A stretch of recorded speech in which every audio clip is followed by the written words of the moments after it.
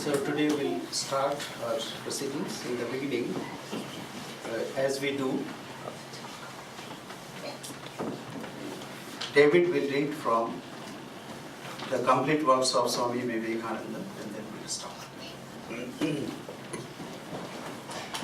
I'm reading from Karma Yoga, Karma and its Effect on Character. There are certain works which are, as it were, the aggregate, the sum total of a large number of smaller works. If we stand near the seashore and hear the waves dashing against the shingle, we think it is such a great noise, and yet we know that one wave is really composed of millions and millions of minute waves. Every one of these is making a noise, and yet we do not catch it. It is only when they become the big aggregate that we hear. Similarly, every pulsation of the heart is work. Certain kinds of work we feel and they become tangible to us. They are, at the same time, the aggregate of a number of small works. If you really want to judge the character of a man, look not at his great performances. Every fool may become a hero at one time or another. Watch a man do his most common actions. Those are indeed the things which will tell you the real character of a great man. Great occasions rouse even the lowest of human beings to some kind of greatness. But he alone is the really great man, whose character is great always, the same wherever he be. Karma in its effect on character is the most tremendous power that man has to deal with. Man is, as it were, a center, and is attracting all the powers of the universe towards himself, and in this center is fusing them all and again sending them off in a big current. Such a center is the real man, the Almighty, the Omniscient, and he draws the whole universe towards him. Good and bad, misery and happiness, all are running towards him and clinging around him. And out of them he fashions the mighty stream of tendency called character and throws it outwards.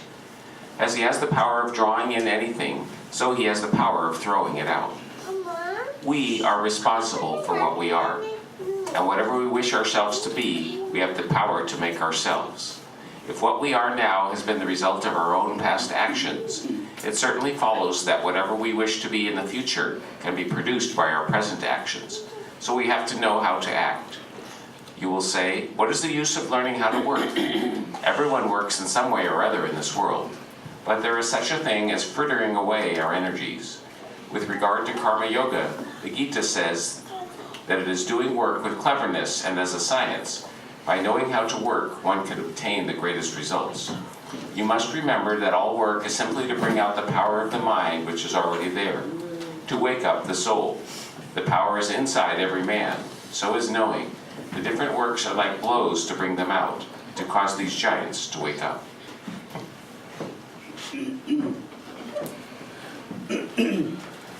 Shri Gurubhyo Namaha Harihi Om.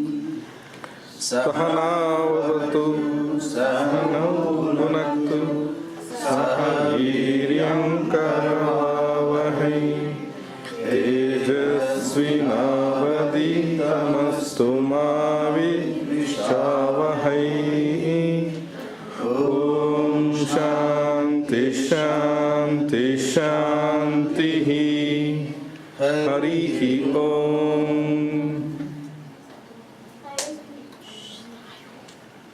Greetings, namaste to all.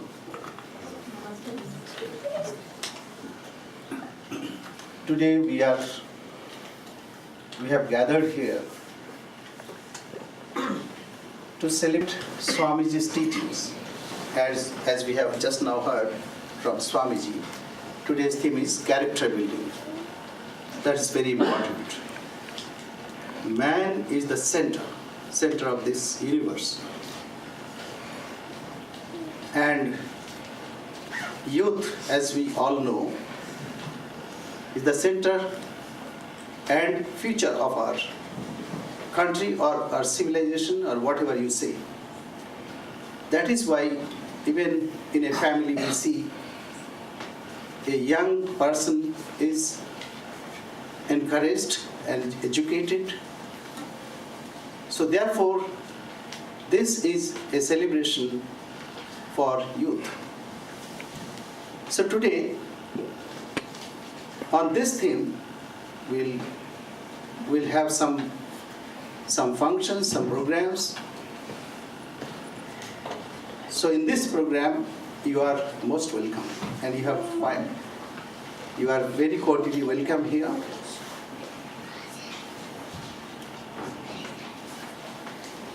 For character building, it is not one-time job. It's a constant process. One has to do it constantly. One has to cultivate these thoughts, life-giving thoughts, constantly. It's not only for one time. So therefore, we'll gather in future also. So today, not taking much time, let me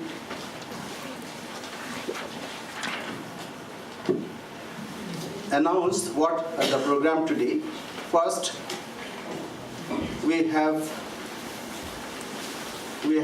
reading from Swamiji's letter. And then we have a bhajan medley. Then we have Chicago address, poem by Swami Vivekananda, and recitation competition. And recitation is quotations from Swami Vivekananda's teachings. Then we have skit 1. Then we'll have an open session. There, the theme will be the challenges faced by youth today, especially students, and their possible solutions. And then there will be a very interesting program, that's quiz. And then we have another skit, and then we'll have prize distribution. So you all are most welcome to this program today. And now I invite Nikhil Nagari.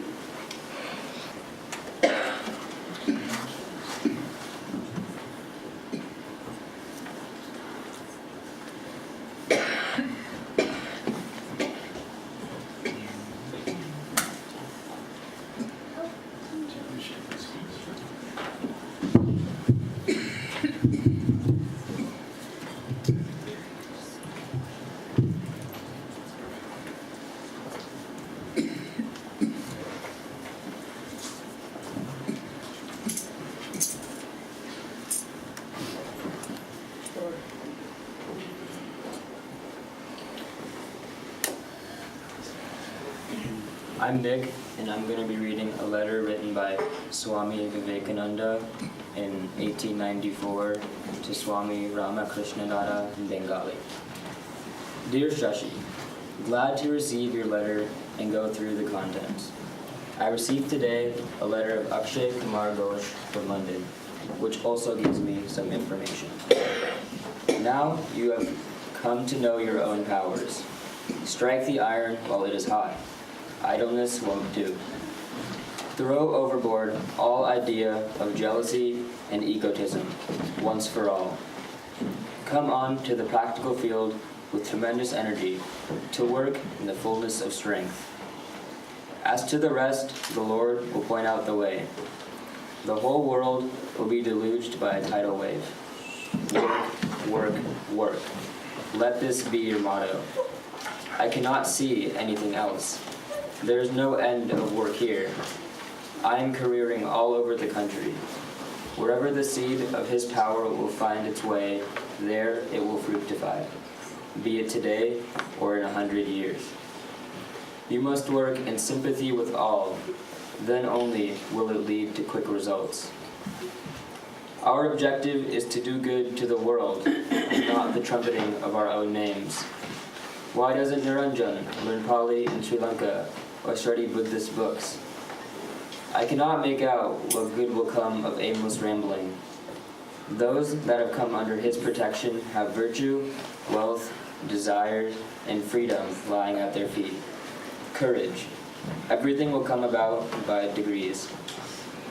From all of you, I want this, that you must discard forever self-aggrandizement, faction-mongering, and jealousy.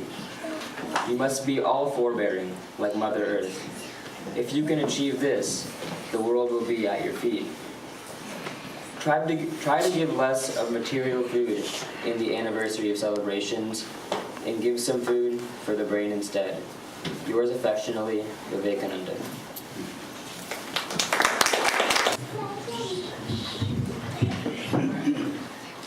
Now we have a bhajan medley will be presented by Sri Satya Sai Center. So let us welcome them.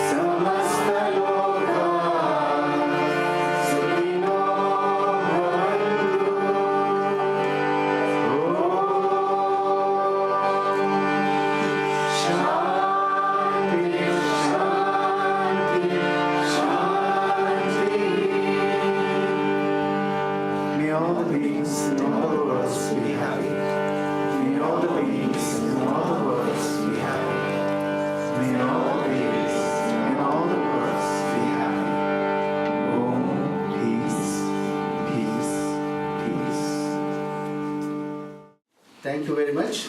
A big hand for them.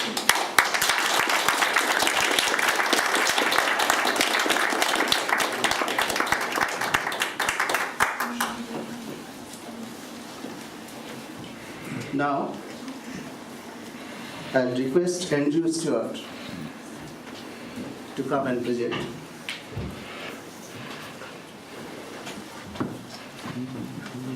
Year 1893, 9/11.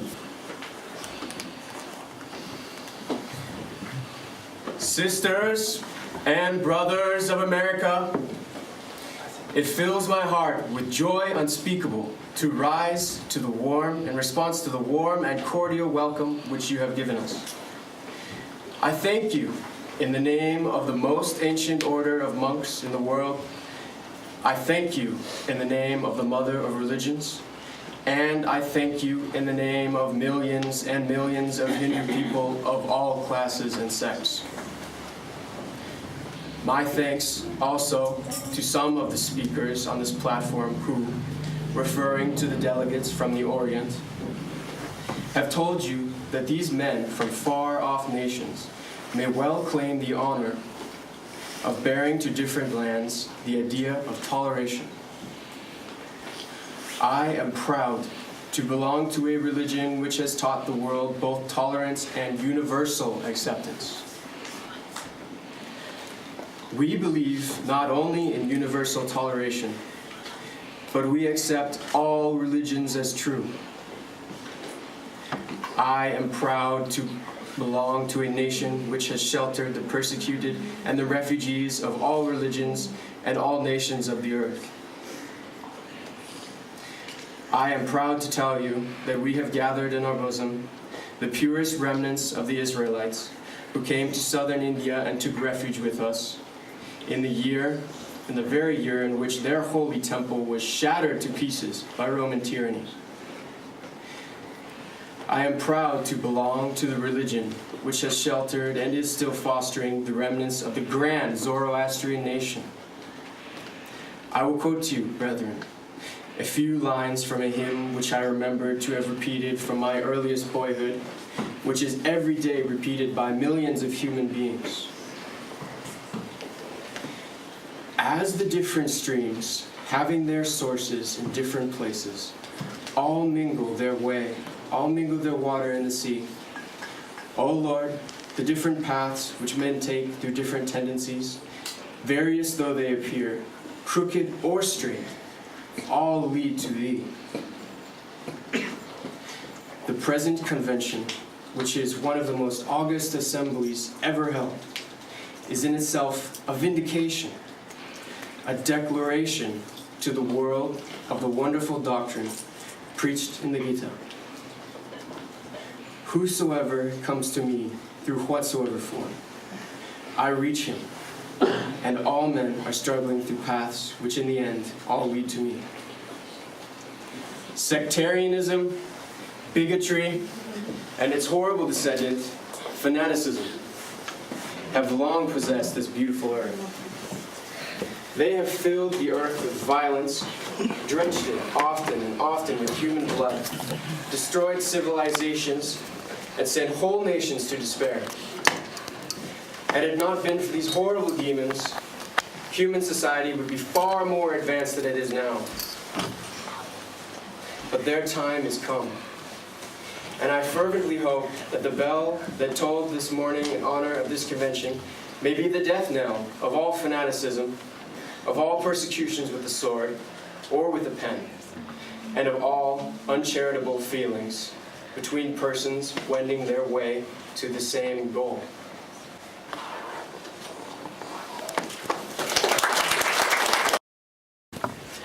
Over hill and dale and mountain range, in temple, church, and mosque, in Vedas, Bible, Al-Quran, I had searched for thee in vain.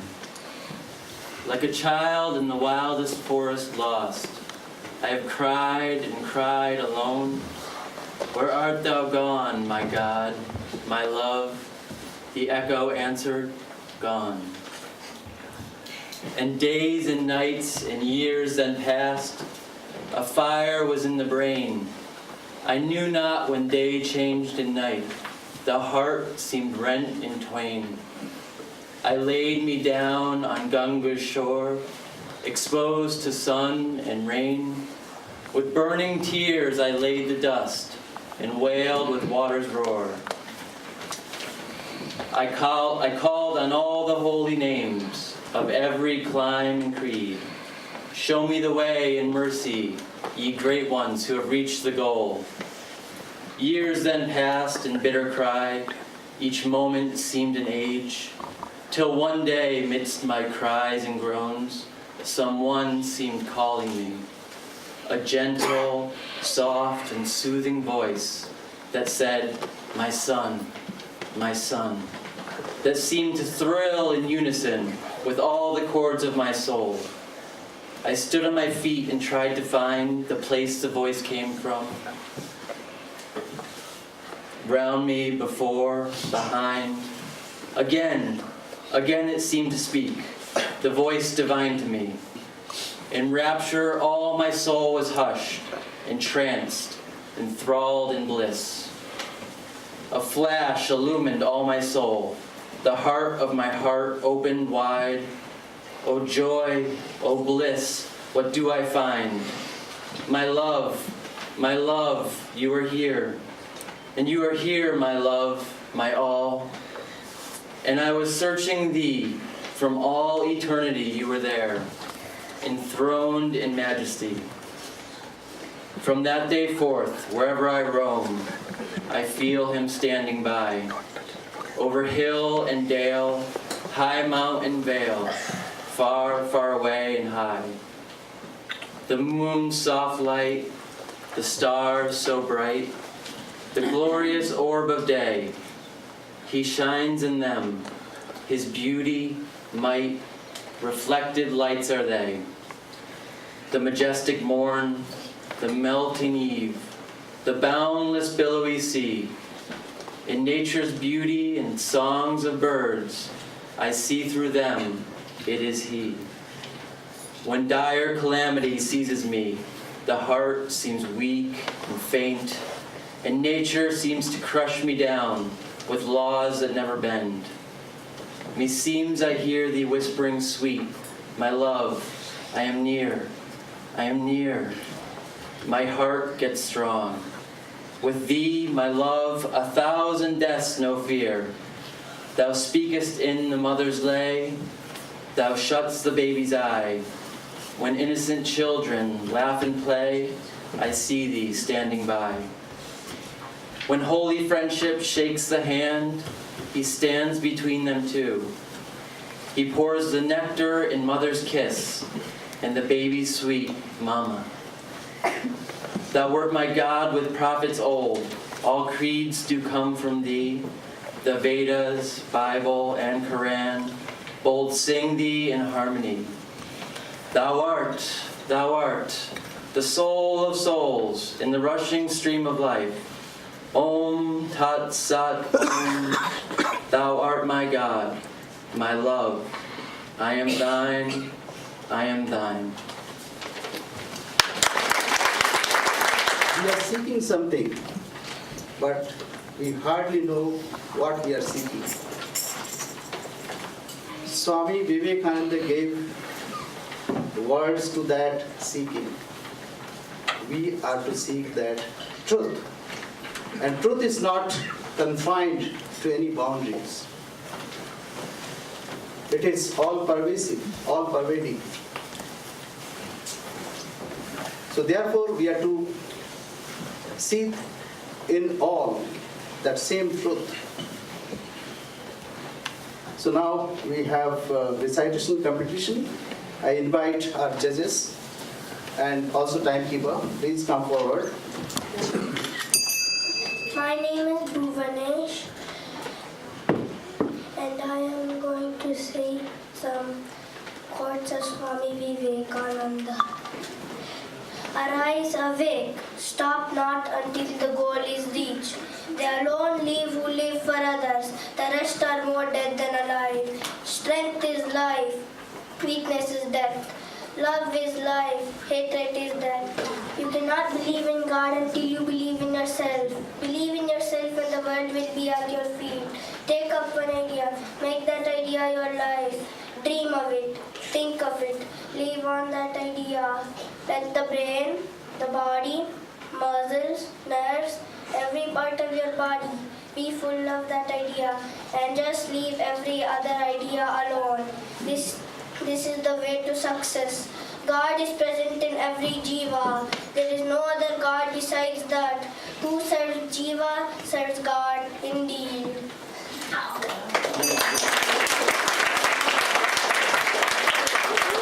I'm Tawani, and I want to share about Swami Vivekananda's thought about education.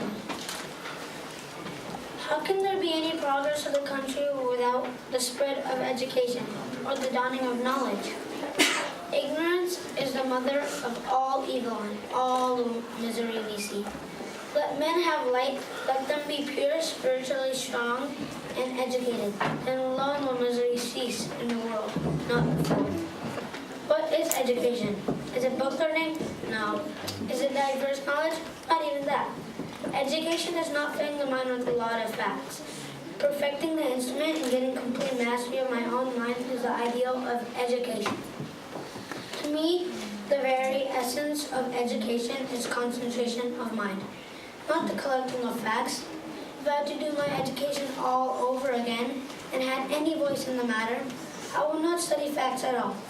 I would develop the power of concentration and detachment, and with the perfect instrument, I could collect facts at will. Thank you.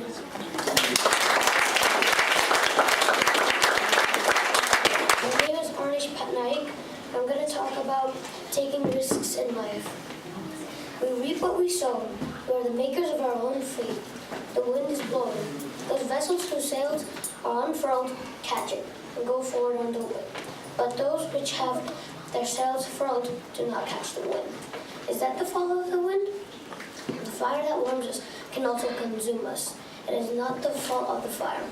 We are responsible for what we are and whatever we wish ourselves to be. And we have the power to make ourselves. If what we are now has been the result of our own past actions, it certainly follows that whatever we wish to be in the future can be produced by our present actions. So we have to know how to act. The world is a great gymnasium where we come to make ourselves strong. Take risks in your life. If you win, you can lead. If you lose, you can guide. Don't look back, forward. Infinite energy, infinite enthusiasm, infinite spirit, and infinite patience. Then alone can great dreams be accomplished. The powers of the mind are like the rays of the sun when they are concentrated, they shine. But you know the duty which is nearest to us, the duty which is in our hands, we make ourselves stronger. I don't think there is anything possible for the soul. It is the greatest mistake to think so. If there is sin, it is only sin. To say that you are weak or others are weak. This is a great fact. That is why weakness is bad. Strength is philosophy. Life functional, immortal. Weakness is constant strain, and misery. Weakness is bad. He who struggles is better than he who knowledge attempts. Yeah.